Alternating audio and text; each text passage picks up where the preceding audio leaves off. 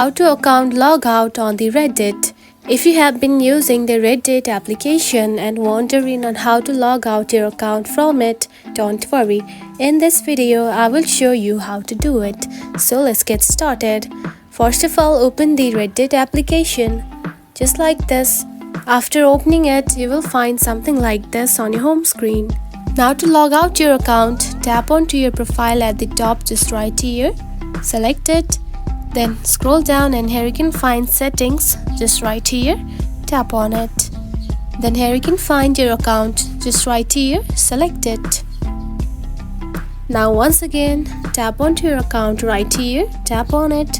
Then here you can find this arrow button right here just beside your account. Now tap on it. Now to log out, simply tap on to log out just like this. And now you can see you have been logged out from your account. And that's it. This is how you can account log out onto the Reddit application. If you found this video helpful, don't forget to like and subscribe for more tips. Thanks for watching.